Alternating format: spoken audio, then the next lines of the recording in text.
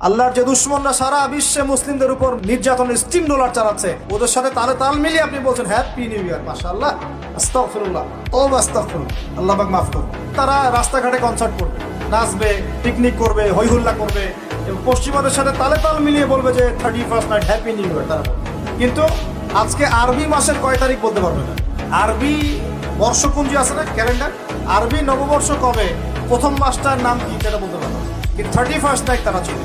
তারা লাইলাতুল কদর চিনে না, তারা লাইলাতুল কদর চিনে না, 31st নাইট চিনে।